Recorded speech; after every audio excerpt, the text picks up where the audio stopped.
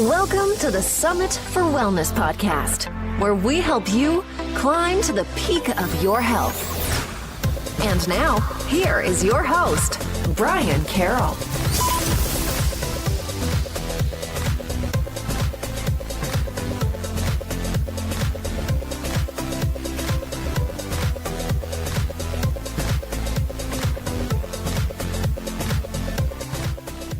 Hello, and welcome to episode 50 of the Summit for Wellness podcast. I can't believe we have reached our 50th episode already. It's been a really fun ride. I've had a lot of fantastic guests that I've enjoyed talking with on this journey, and we have a lot more coming up, and I'm super excited about that. But I just want to give a quick shout out to everyone that has supported us in the making of this podcast, people that have gone on to iTunes to leave us ratings and reviews, which help us to get out in front of more people. Thank you so much for your support in helping us to get to this point. I'm excited that we are able to provide valuable health and wellness information to you via your headphones or however you choose to listen to this podcast. And I'm excited to continue on with the podcast and to keep bringing on more and more professionals. So with that, we also love to hear who it is you want to hear more from. So if you go to summitforwellness.com/messenger, you can send me a direct message on different people you would like to hear come onto the show. We do our best to bring on really relevant people, people that others want to hear from. So I would love to hear your feedback, and then we will try our best to get those type of people onto our show.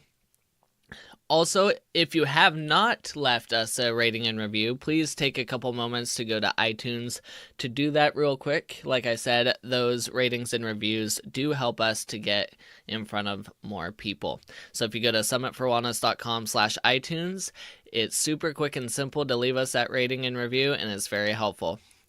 Okay, a little bit more housekeeping. We are heading into summer, which means we're not going to be releasing episodes as often. It's just a really busy time for guests because a lot of people's kids are out of school, and so people are a lot more busy.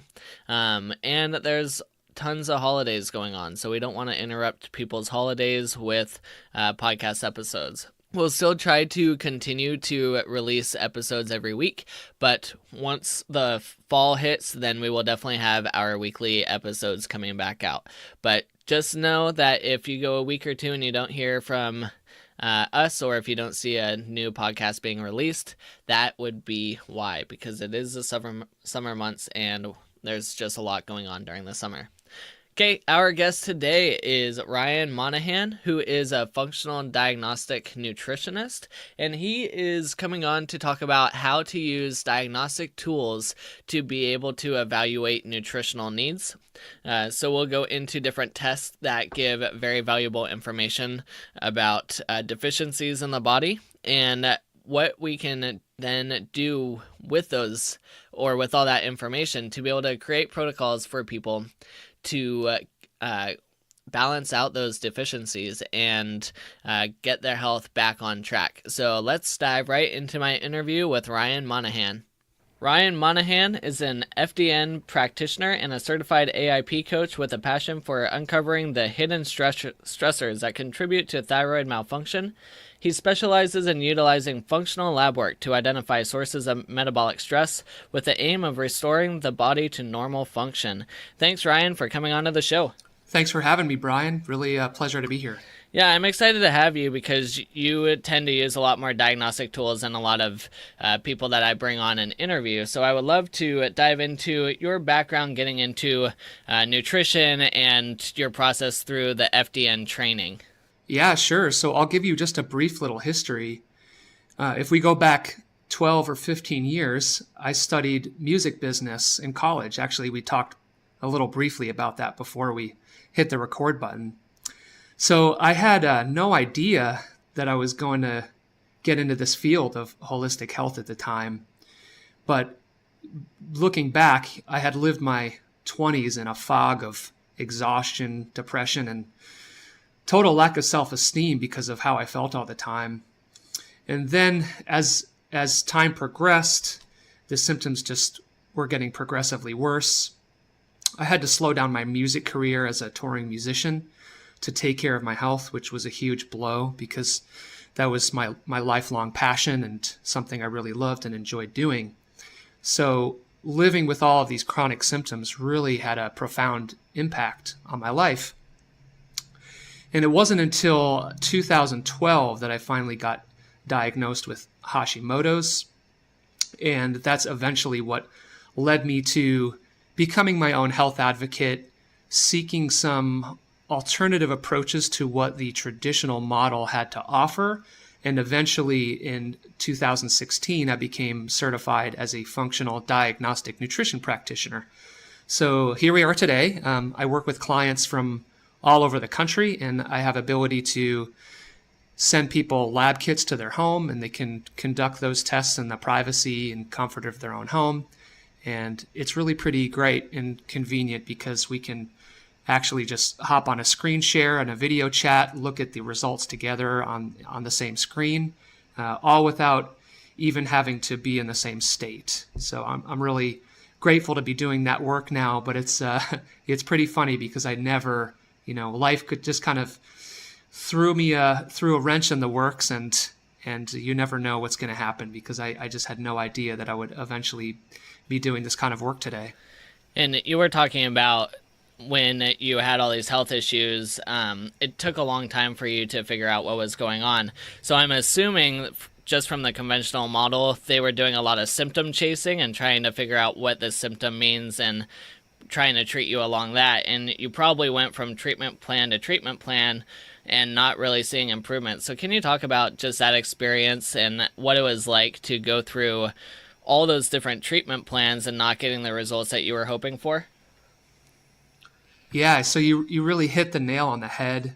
I absolutely did jump from specialist to specialist with no dramatic improvements in my symptoms at all.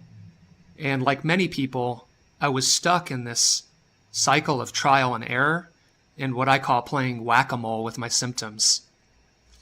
So during that time, I saw very little to no relief, and I wish I had known about functional medicine or some of these functional approaches back then, because I feel like I would have, preserved some of the potential life I had to live, during that time of my life. In fact, going back to my early 20s, I had surgery to reduce the tissue in my sinuses because my allergies and chronic congestion were such a big problem. So, we often say that to a hammer, everything looks like a nail. So, of course, if you're going to seek out these conventional options or treatments, what you have available to you is going to be prescriptions and surgery. And if you're stuck in that paradigm, you're looking at never potentially addressing the root cause because you're always suppressing the symptoms and never looking at the underlying issues behind why it's happening to begin with. So like a lot of people, I went to specialist after specialist. Like I mentioned, I went to a rheumatologist, a dermatologist, a gastroenterologist, an allergist, an ENT, even a therapist, because of course, just the dealing with the symptoms of depression and then also just the antisocial aspect of just like kind of withdrawing from everyday life because I was dealing with these issues. I was embarrassed about them. I had very little energy and I felt like I had to preserve that energy when spending times with friends and family and that sort of thing. At one point in time, I actually had a doctor kick me out of his office just for saying that I didn't want to take antibiotics for my acne. And, he accused me of medical prejudice and all these really over-the-top kind of things. And, I remember this, looking back, it's a lot funnier now than it was then. But I had said, I'm sorry, sir, I didn't mean to offend you. It's just, I'd like to try a different approach. And he said, "Don't you sir me." Wow. Yeah, Aggressive. It was pretty hardcore. So he basically kicked me out of his office because I didn't want to take antibiotics. But that's the kind of paradigm that we're currently working within. And, It's often estimated that doctors don't get current on the medical research. They're behind 15 years, right?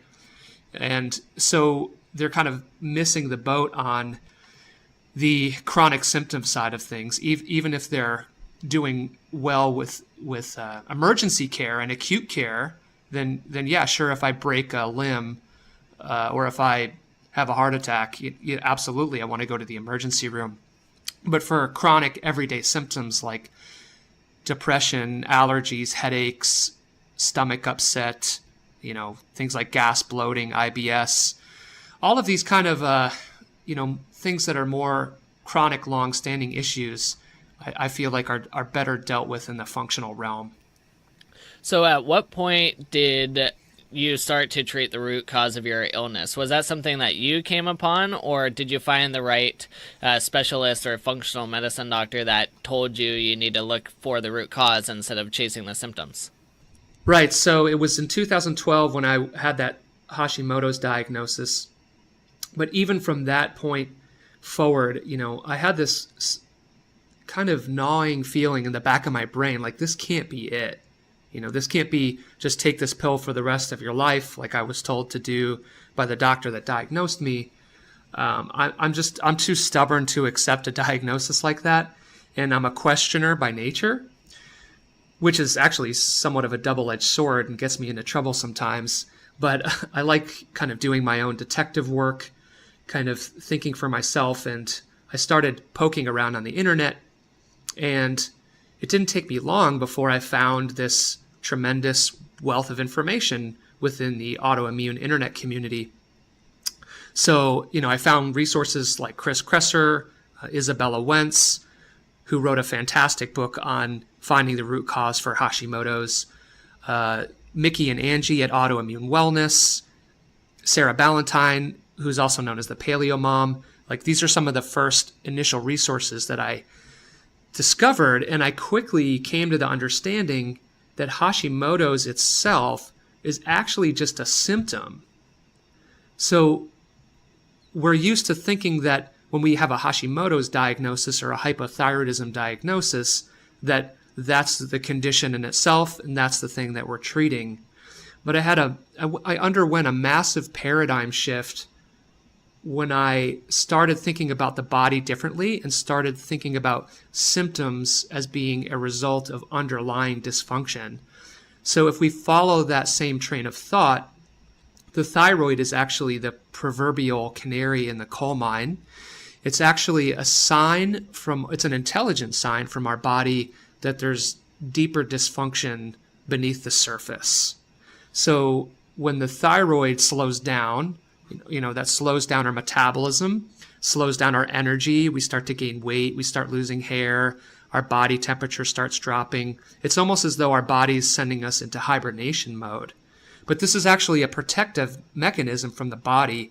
It's an intelligent sign that something else is awry. There's hidden stress somewhere in the body. We like to call it metabolic chaos in the FDN world, which is sort of an umbrella term to describe imbalances in homeostasis, whether that's gut infections, heavy metals, mold illness, you name it, hormone imbalances. There are so many different things that can cause thyroid dysfunction or can trigger that autoimmunity.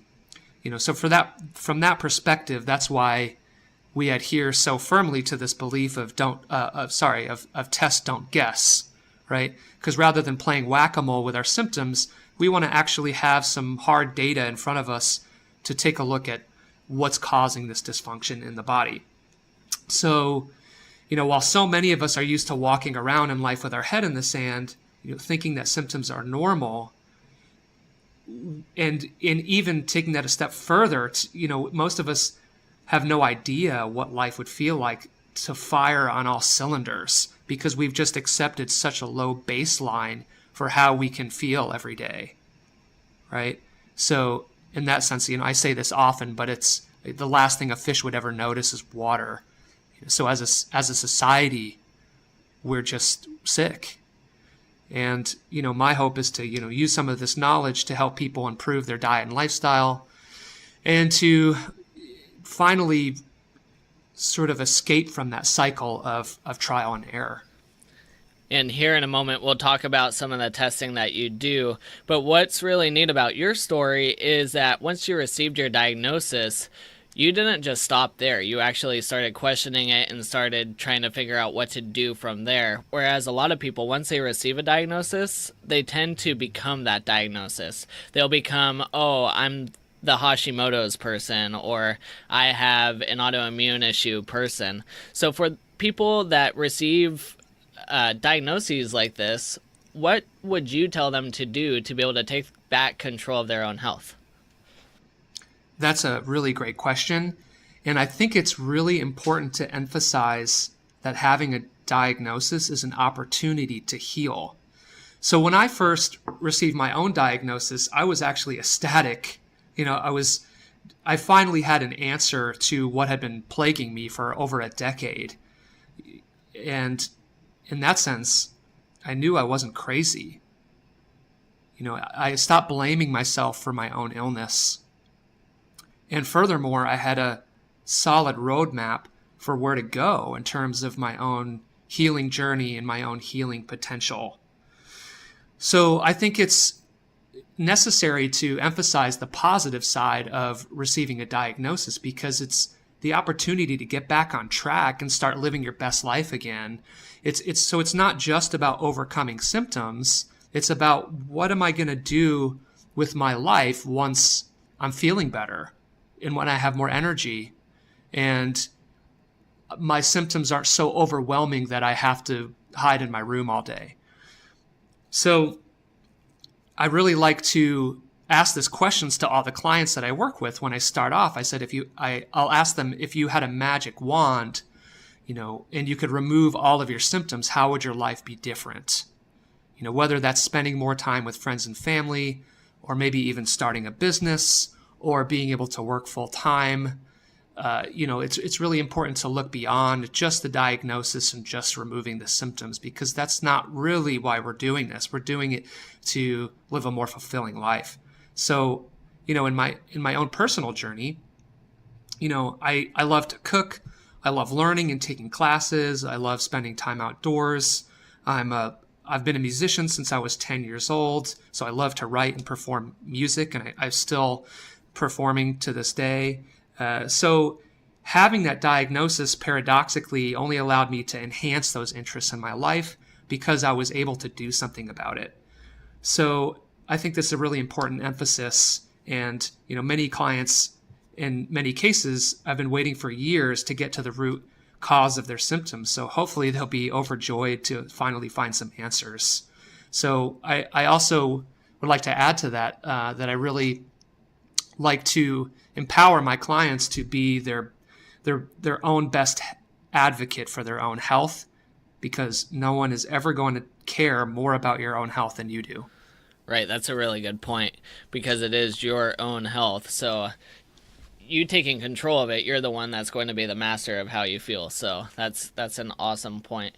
So let's start diving into some of the tests that you like to use in your own practice, and what type of information do these tests give you that you can use to try to figure out the root causes to these health issues? Sure. So first, I would say that the purpose of running these tests is not to diagnose or treat. If we're looking at the high-level overview of sort of the FDN philosophy, we'll leave diagnosing and treating to conventional medicine, because in a really real sense, we're not worried about giving the symptoms a name, right? So in many cases, the diagnosis just gives a name to the condition. Like, take irritable bowel syndrome, for example. It's like, well, yeah, thanks, my bowels are irritable. How does that, I could have told you that. That's why I came to you. So, but why is that the case to begin with? What's triggering that? I mean, it could be a case of small intestinal bacterial overgrowth, and we may want to run a SIBO test. It could be H. pylori or parasites that are in the gut, and these could be long-standing issues that you weren't even aware of until you ran some gut testing. So at the most basic level, these tests are looking to identify hidden metabolic stress in the body, and we can actually use the word hidden if we think of hidden stress as an acronym to identify disruptions to homeostasis. So if we look at a little closer at that word, H is for hidden, then we have immune system, digestion, detoxification, energy production, and neurotransmitters, right? All spell out the word hidden. And these are some of the areas that we're trying to identify when we're running the lab work.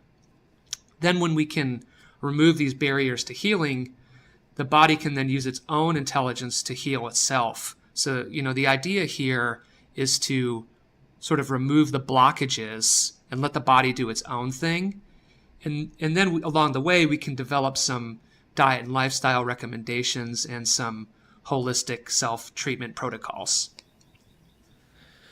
So then once we take those type of tests that you're running, can you go through a list of those different types of tests that you typically run and the information behind them? Yeah, absolutely. So I'd like to also add to that some of the, or when we're looking at each of these different tests, they're each sort of like a different piece of a puzzle, right? So no one test is perfect and no one test is going to give us all the information we need. So that emphasizes why it's helpful to have 4, 5, 6, or even more, depending on how deep we need to dive into the particular symptom history. And the more of those puzzle pieces we have, the greater picture we can get of what's going on with that person when we correlate that to their symptoms and their symptom history. So it's never just treating what's on the lab work and looking at that alone. We're also looking at, side by side of where has that person come from on their journey, whether it's they have mercury fillings or mold exposure or emotional trauma. We want to use those contextual clues along with running some of the lab work. So that being said, again, each of these labs is a different piece of the puzzle. I like to run a comprehensive blood panel, which will include a CBC, a CMP, a thyroid panel, sometimes some nutritional markers on top of that, like B12, magnesium, vitamin D. As far as investigating the hormones, I really, really like the Dutch test, which is the Dried Urine Test Comprehensive Hormones. It's another acronym there. It's a really powerful test that gives you a ton of information about androgen metabolism, estrogen metabolism, free and total cortisol, DHEA. You get this really comprehensive picture of the stress response and also the sex hormones. The GI map is a PCR DNA test that looks for various different pathogens in the gut, and there's a lot of implications there with autoimmunity. So running that GI map is a huge flagship test in my practice, because I do find that close to 100% of my clients with autoimmunity are dealing with at least one infection in the gut, which may be triggering intestinal permeability, which in turn is the gateway for autoimmunity, right? So I'm often finding things like Candida, H. pylori, Blastocystis hominis, Klebsiella, a number of other infections. And it also gives us a window into gut function as well. We can see if that particular client is reacting to gluten, or if there's inflammation in the gut, or if we're digesting our food well. So we also get a window into how the gut is actually functioning as well. So those will be some of the kind of baseline tests as far as looking for the usual suspects and getting the most clinical benefit. Those tend to be the tests that I run the most at the most basic level. Then we can dive a little deeper into running, maybe a SIBO test, food sensitivity testing, viral load testing, an HTMA test for heavy metals, mold testing, Lyme testing. And, those tend to get a little bit deeper for more complex health issues. But depending on where we need to go with that client, we'll run whatever labs we need to get to the root of the problem. So in a very real sense, I act like a health detective to try to look for all these different clues until we figure out what's going on. I'm not sure if the GI map does this, but do you do any comprehensive microbiome testing as well? The GI map does include a section for the beneficial microbes. Is that what you'd be referring to? Yeah, I'm thinking kind of like the Viome or other tests out there that have a very comprehensive look at the microbiome and the mycobiome within the gut. Yeah, so to my understanding, I haven't run the Viome test yet, but the GI map does contain a section which gives you a snapshot of the normal flora. The Viome is like a whole nother beast, and it's something I'm really interested in, and I'd actually love to run a GI map and a Viome side by side.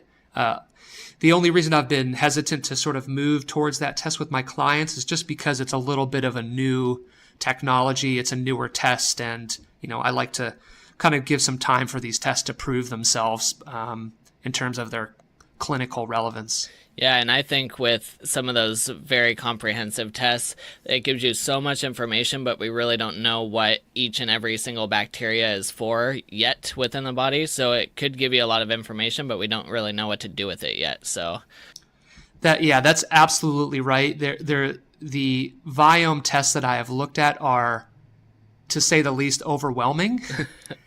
And there are bacterial species on there that have very little to no studies behind them, and we have no knowledge of their effect on the body.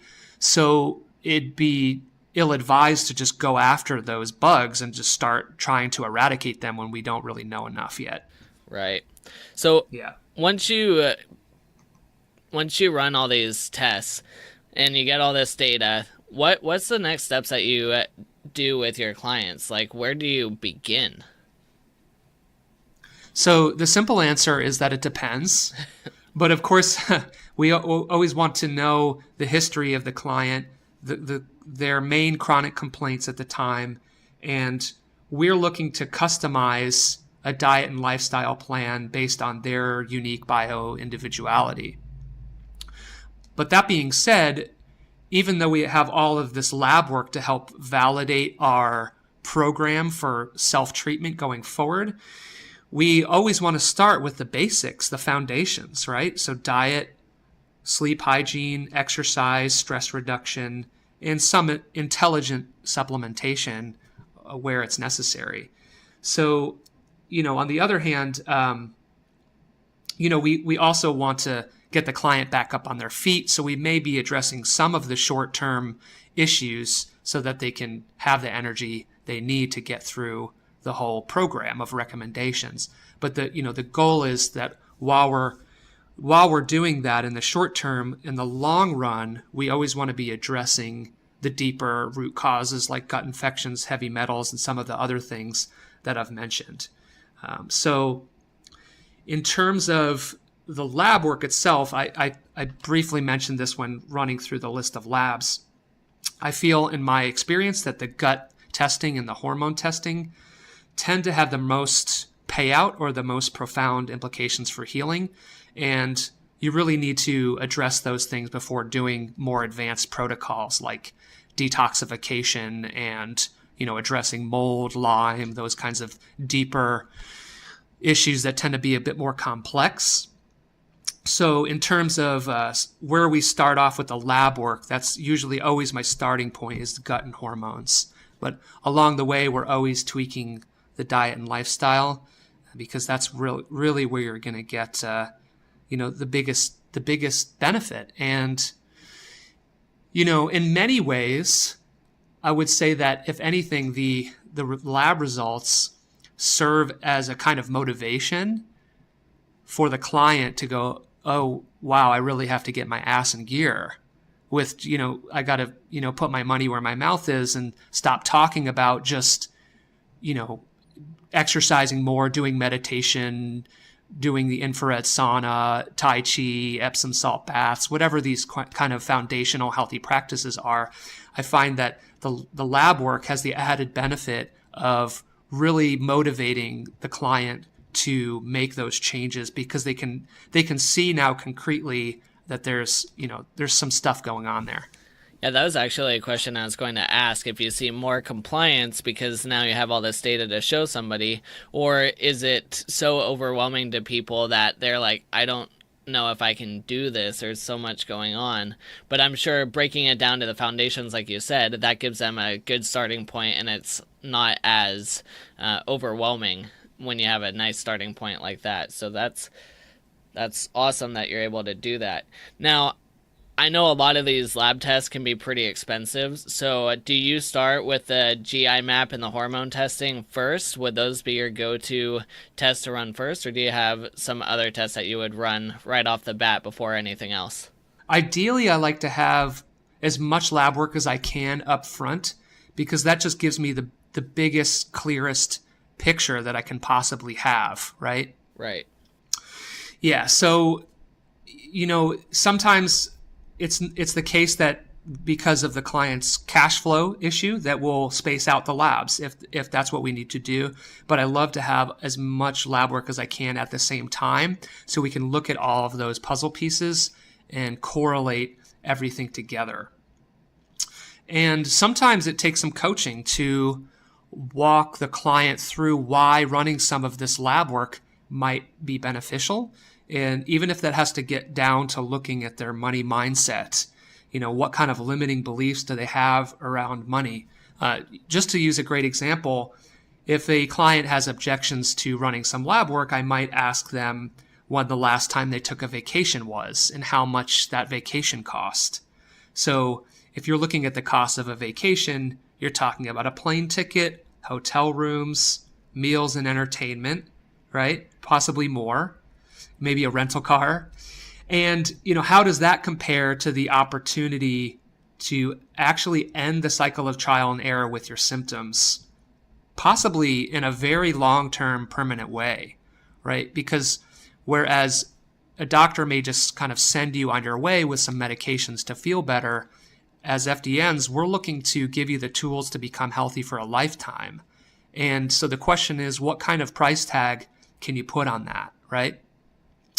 In many cases, it can be helpful if the client has an HSA or a health savings account, which can help offset the cost of labs.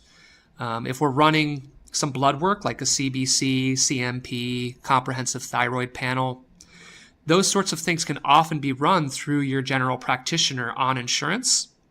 So that's one way that we can also help to offset the costs of working with an FDN or other functional type practitioner. In my own personal journey, there was a time where I had to run a bunch of labs and I didn't have the money to do so. And what I did was I found this website, which I'll share with you guys. It's called advancedcarecard.com. Just to give a disclaimer, I'm not your financial advisor, but what I did at the time was I found a credit card that had 0% financing for 12 to 18 months. And that helped me to get a jump start on running some of the lab work. And to me, it was worth that investment because in my mind and from my own personal experience, there is no greater investment than in your own health, because really that's the foundation for everything else you do, right? There's an expression, first we eat and then we do everything else, right? It's the foundation behind everything. So if we're talking about sort of that view of Maslow's hierarchy, right? If we don't have our health, it's really hard to maintain our relationships and be social. It's hard to reach our higher needs for connectedness or to, reach higher goals with our career development or even spirituality or that sort of thing. So maybe I've ranting now, but I really do think that the investment in your health is worth it. No, and I think that's a really good point to talk about because it's always been fascinating to me how people put their health on the back burner all the time. They'll go out and they'll spend money on, $5 Starbucks every single day, but to take the time to take care of their own health, they don't do it, even though your health determines how well you're able to do everything else in your life. So I think that's a great point that you brought up to talk about, stepping back and taking care of yourself. There are so many creative ways if you put your mind to it where you can save money. Even if you just think about one little thing like going out on the weekends and having cocktails with your friends, how much would that add up to over the course of a year? I mean, chances are that would pay for the majority of your lab work. So, yeah. Over here in Washington, going out for one night can add up to the cost of a lab test. So that's just one night. Yep. Oh, yeah. I believe it. So in your practice, with all the lab testing that you've run and stuff, and I know everybody's different, but do you find there's a pattern with where people have to start, or there's a lot of issues stemming from the same root causes?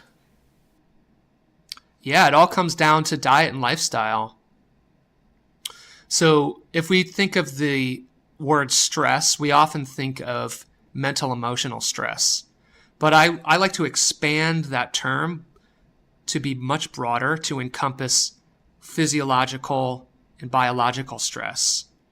So now if we take that broader overview and we consider a lifetime of taking antibiotics and destroying our microbiome, if we consider our sedentary lifestyle, sitting at desks all day, staring at blue light on our computer screens, which is disrupting our hormones and sending all kinds of stress and inflammatory signals to the body. If we also consider that as a result, we're not getting fresh air and sunlight and getting our feet on the ground, we have fake relationships over social media. So there's a lack of connection from, where we used to be even just 100 years ago. Really, things have changed pretty rapidly just within the last century. I really love this quote from Chris Kresser. He defines disease as a mismatch between our biology and genes and the modern environment. So that's a really profound statement. What he's saying is that we are not adapted to be living the way that we're currently living. I mean, in a sense, if you look at the span of human evolution, all of these changes happen so rapidly, where we're eating, processed and refined foods and sugars. That really only started since the 40s or 50s. That we're, not getting outdoors as much. That we're, sitting and having a sedentary lifestyle more than we ever were. So what he's getting at there is that we can move our way towards the other end of the spectrum, towards wellness, by replicating our ancestors and getting closer to eating, a diet that's free of processed refined flours and sugars. So we're eating real food, where we're eating locally and organically as much as possible. We're getting more movement, more connection, more sunlight, falling asleep and waking up with the circadian rhythm of the sun, and so on and so forth. So in my mind, the way that we get here to begin with is that mismatch between our biology and the modern environment. And that's why we're seeing an ever increase in chronic symptoms and autoimmune disease and all of these diseases that we associate with the Western diet and modern lifestyle. So since you were talking about food there, what are some of your favorite foods and herbs that you have seen people receive the most benefit from? I'm going to have to be a bummer here and say once again that it kind of depends. So there's no one-size-fits-all diet for anyone, especially in the chronic symptom phase of healing, because we can see so many different flavors of food sensitivities. We can also see sensitivity to histamine or FODMAPs or oxalates. And these get a little deeper into running some lab work and seeing what's going on so that we can find the foods that will work for that individual. And until then, we're going to have to maybe limit some of the dietary choices until we do some healing, and then we can include a broader spectrum of foods. But, in a very general sense, I like to use the just eat real food template. I don't even try to get too dogmatic within that food, but I like to veer towards pasture-raised grass-fed meat, wild-caught fish, pasture-raised animal fats, non-industrial seed oils. So we're talking healthy fats like avocado and olive oil, and all the things that you learned about as an NTP, right? Right. Lots of vegetables. And and, just shop around the outside aisles of the grocery store where you're avoiding all the packaged foods. If it has more than 5 ingredients, then just stay away. Right, which is very good advice. So what are some, let's say, 3 practices you do routinely to take care of your own health and to keep your own symptoms down? Well, I'm lucky enough to live in sunny Georgia where it's summer 10 months out of the year. And I love getting my feet on the ground, and, in between consultations or in between meetings, I'll go outside, sit down in the sun for 10 or 20 minutes, get my feet on the ground, take my dog outside for a walk. So, yeah, I love getting outside and getting a little bit of movement in the sun. We're also lucky enough to have some really great farmers markets right nearby in our neighborhood. So we'll try to go to the farmers market once a week and get some locally sourced food when we can.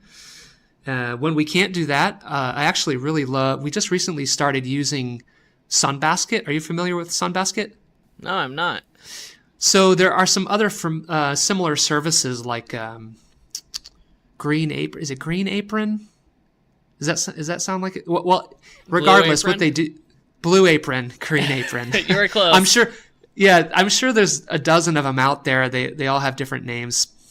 Sunbasket is really great because they have different dietary options, so you can order meals that are exclusively paleo.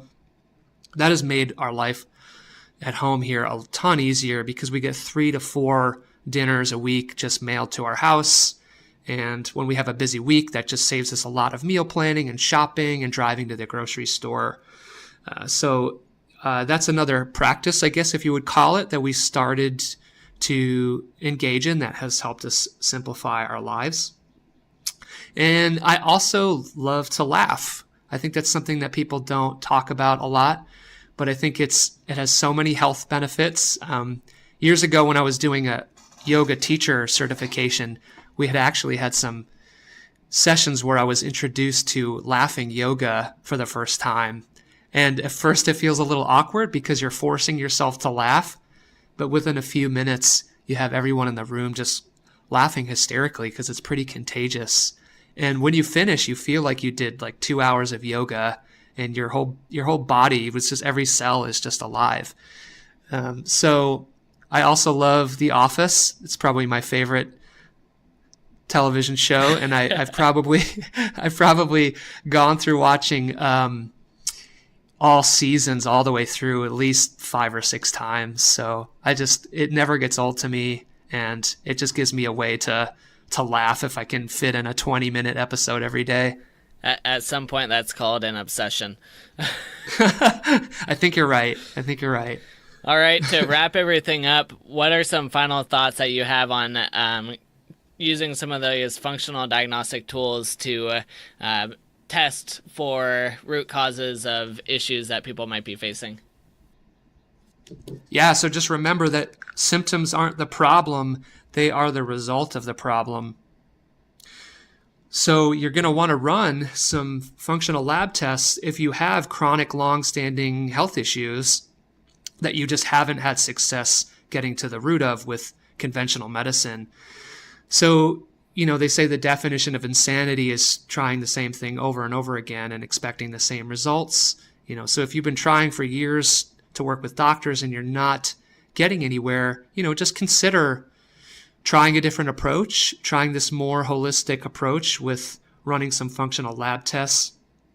It changed my life, and so dramatically, in fact, that I decided that I wanted to become an FDN and use this knowledge to help other people. So, I'm a living, breathing example that this stuff really does work. So, I encourage you to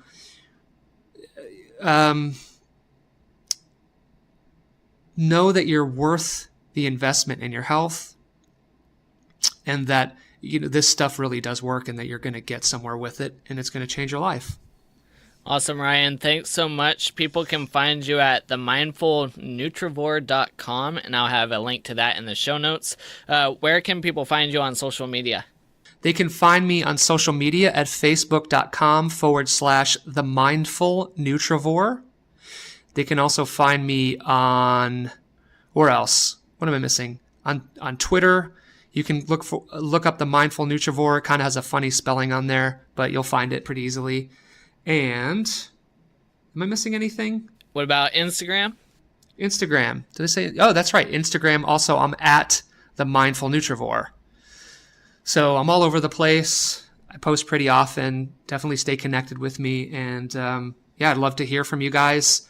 Feel free to seek me out. Write me an email with questions. I also do free 20-minute consults if you want to just get an idea for what I do and if I might be able to help you and if we would be a good fit. Awesome. And you take distance clients as well, so you can work with people all over. And once again, people can find you at themindfulnutrivore.com. Thanks so much, Ryan, for coming on. I appreciate your time, and I appreciate some of these neat tests that you run and how they can help people to learn more about their own health issues. So thank you. Thanks for having me, Brian. And there you have it. Now you have some information about different tests that you can have your practitioner run for you to look deeper into your health history.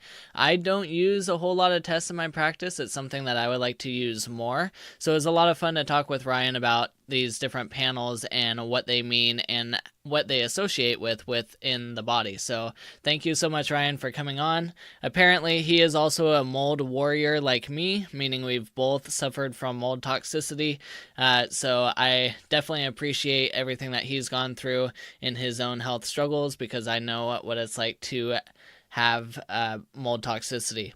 Okay, we will be back in about 2 weeks, and this time we will have Sarah Russell. I think I said that last week, but her and my interview kind of got messed up a little bit, so she is going to be coming up next.